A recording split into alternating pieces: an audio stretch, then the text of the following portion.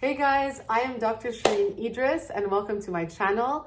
For those of you who don't know me, I am a cosmetic board certified dermatologist. I am based in New York City and I do these videos in my spare time. I'm trying to release them once a week, every Saturday at 10 a.m. because that is a promise that I've made to all of you. And so I hope to keep it going. Over the past several weeks, I have been reading through your comments and I've noticed a question that comes up time and time again is how do I deal with my under eyes and the darkness underneath my eyes?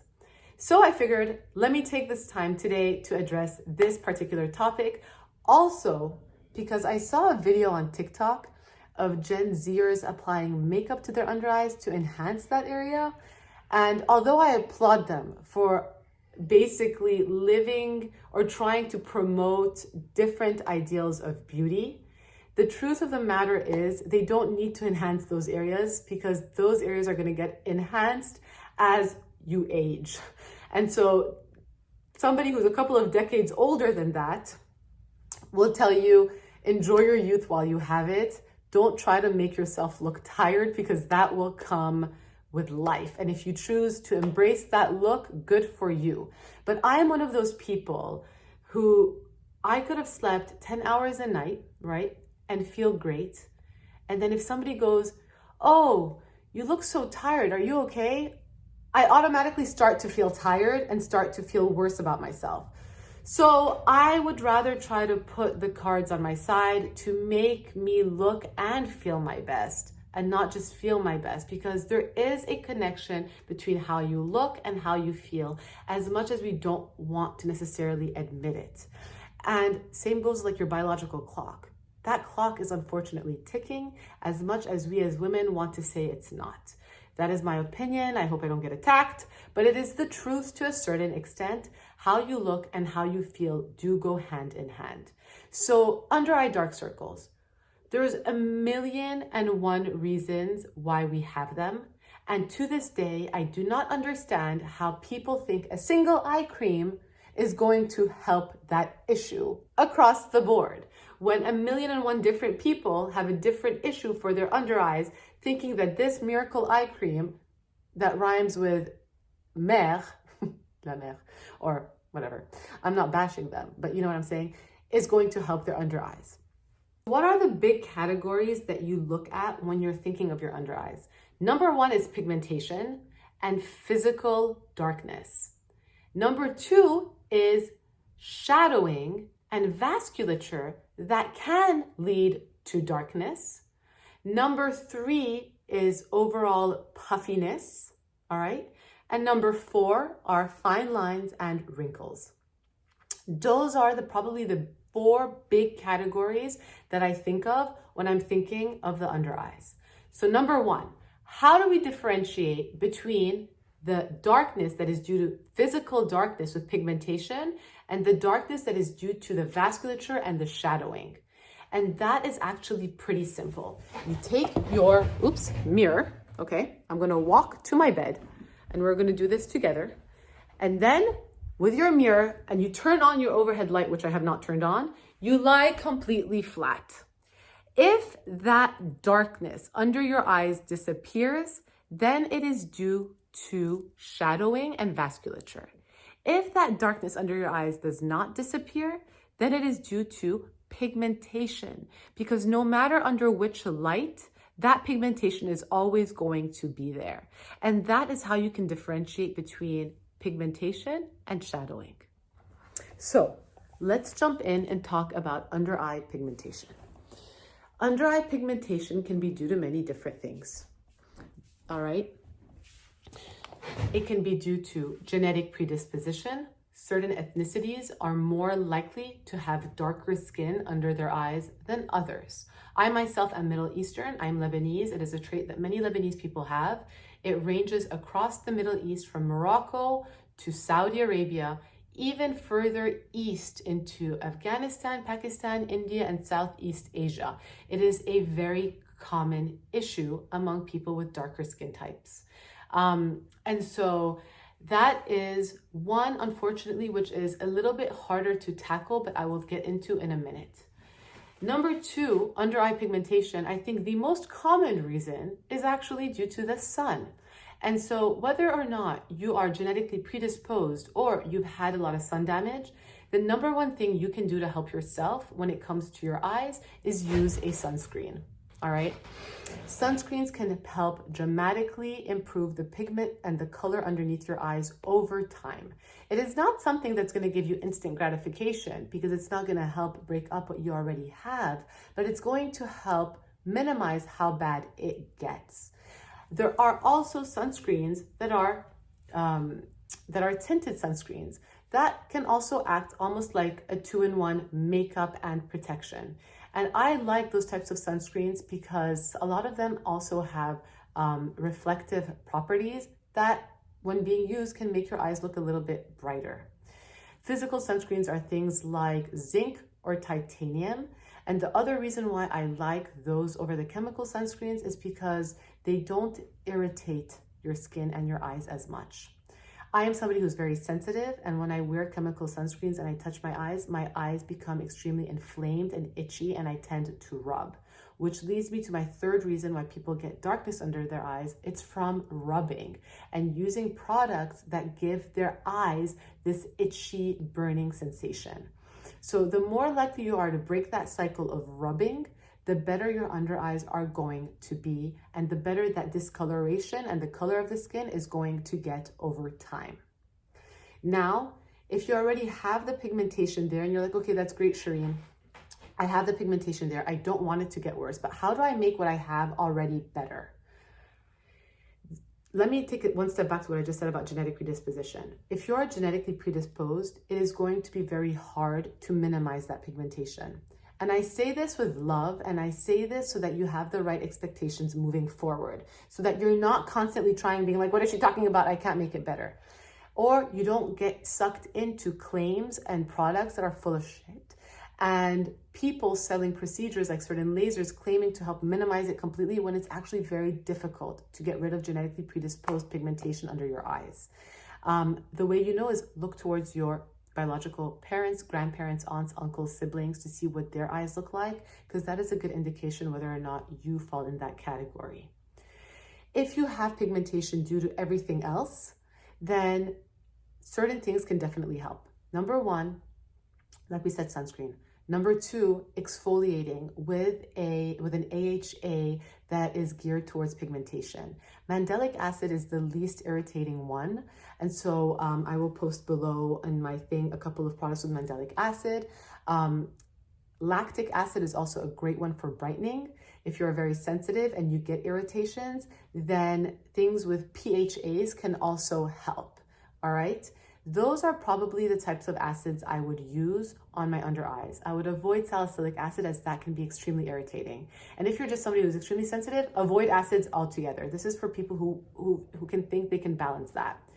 Number two, hydroquinone. Hydroquinone is an ingredient that can also be irritating, but can work wonders if you actually have pigmentation.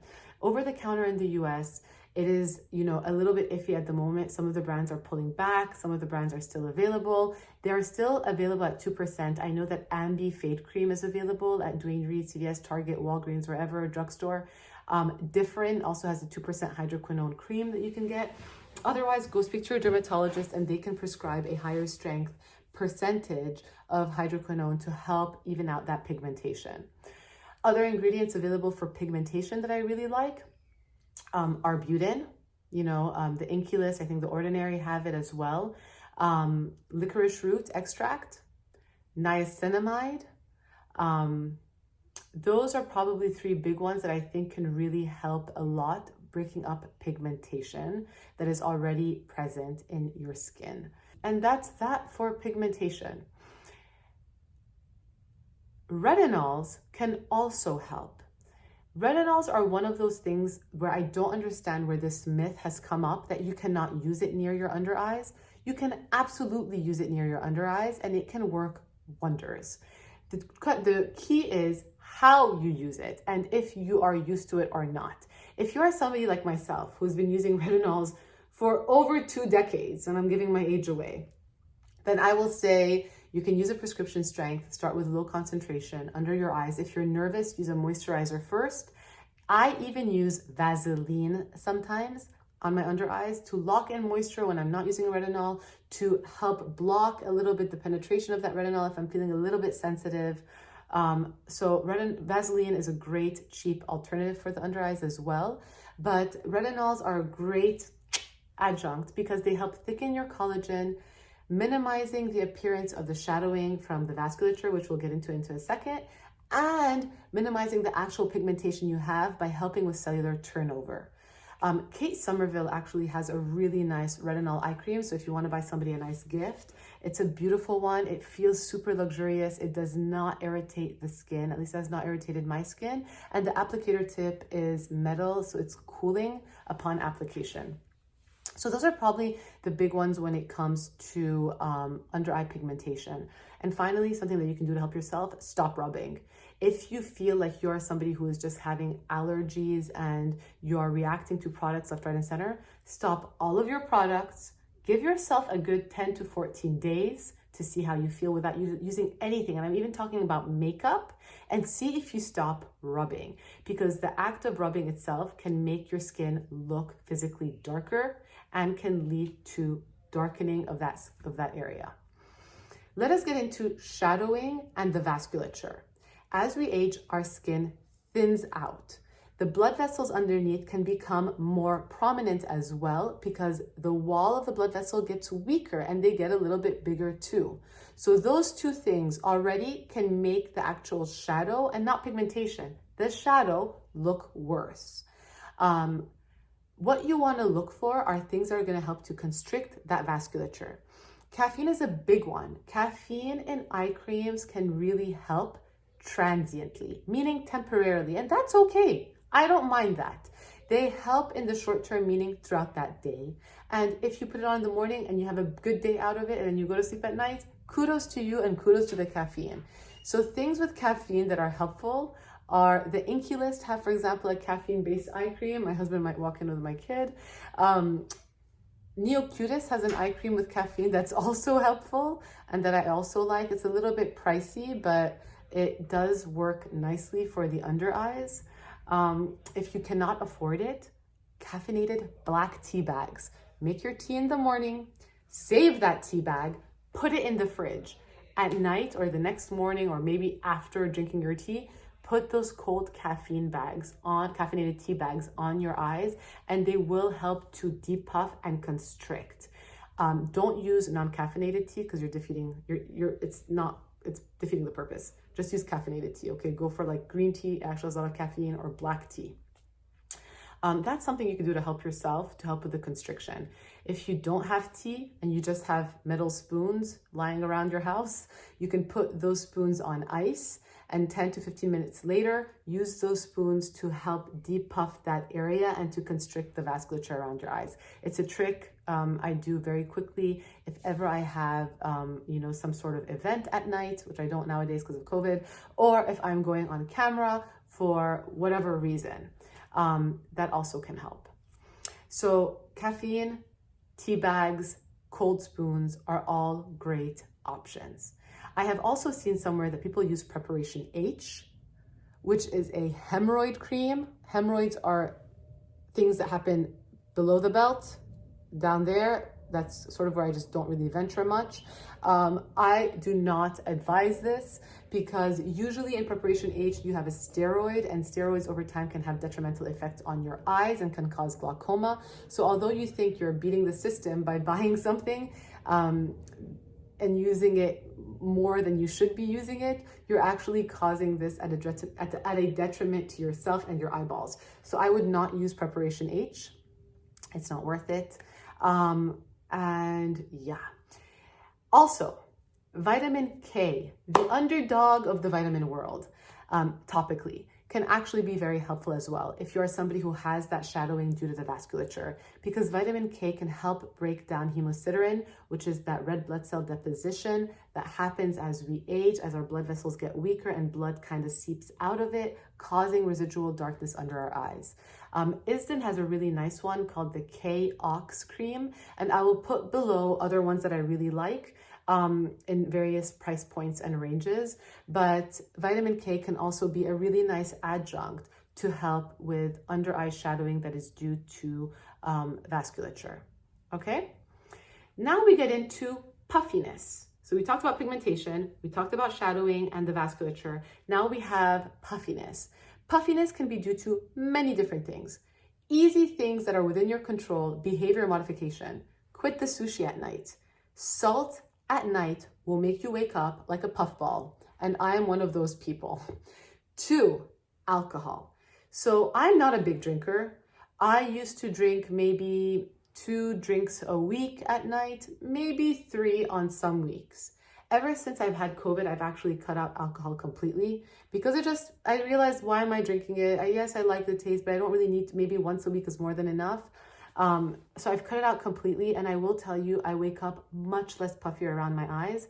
Alcohol can be extremely dehydrating, even in one glass, and that's literally all I would have.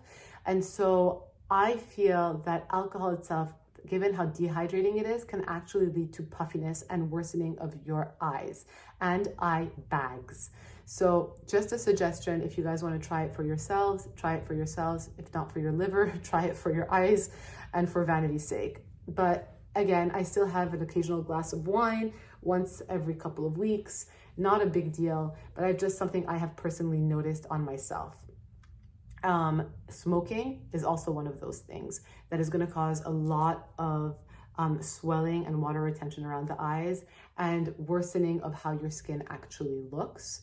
So again, if not for your physical body's health, do it for vanity's sake. But those are things that can lead to puffiness. Other things, allergies. Allergy is a huge category, and I'm talking about seasonal allergies, rhinitis, people who tend to get a lot of sneezing.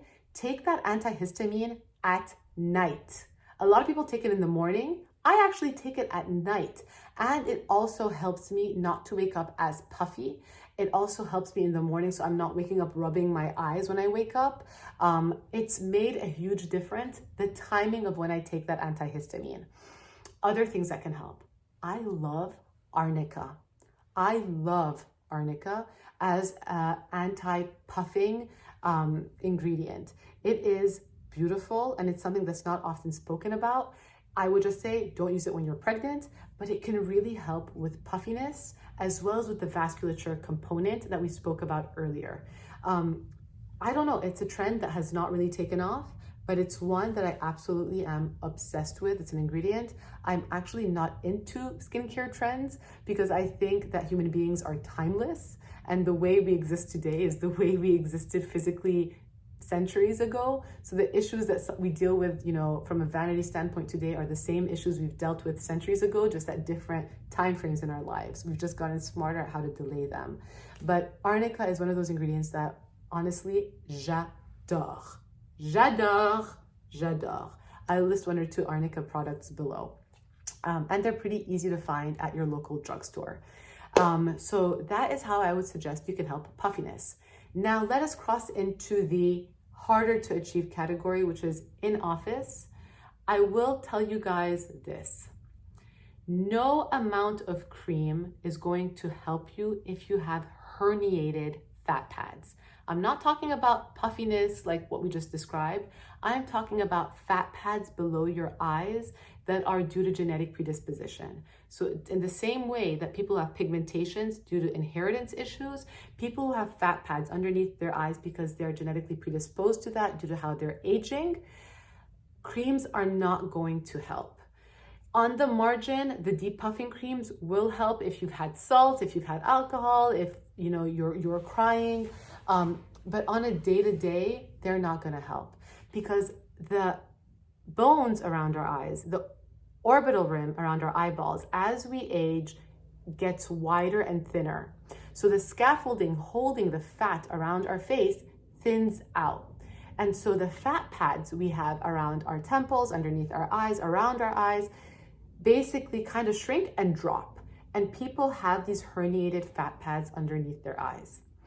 In-office procedures like certain fillers with different types of hyaluronic acids can help tremendously if you have the right underlying bone structure. It can help to minimize that appearance, to smoothen it out so that that puff is not so obvious compared to the rest of your face. However, if your bone structure is not right, it can make it look worse. And this is why you have to go to somebody who is extremely skilled and honest with you as a patient. I'm trying not to hit the table. That was another feedback I got because I get, a little bit worked up. But you have to go to a practitioner, a physician who is both skilled and honest, who you see eye to eye with and who you trust in order to address that with injectables, because it is not without risk. Risk of bruising, which happens because this eye is notorious to bruise, so don't freak out about that. But risk of looking worse or, God forbid, running into more dangerous adverse events, which is not, it's too big for the scope of this video. Finally, if you're one of those people for which fillers are not the right approach, then surgical options, going to a plastic surgeon or an oculoplastic surgeon to do a blepharoplasty, meaning they take out the fat from underneath your eyes to help minimize that appearance, can work wonders. And I've had patients as early in their early 30s who've had really bad herniated fat pads because they were so genetically predisposed, get surgeries and have life-changing outcomes for them. Because although they felt like they were not tired, they were constantly told they looked tired. And so they felt like they couldn't tackle their life with as much confidence as they wanted to. So it really depends on you. Two treatments I'm not a huge fan of in that kind of out of reach domain, which is in-office procedures. I don't love fat transfers because fat transfers for the under eyes can go wrong really fast. Fat transfers can work wonders and have a lot of merit when done extremely well. So you have to really pick your provider very, very specifically.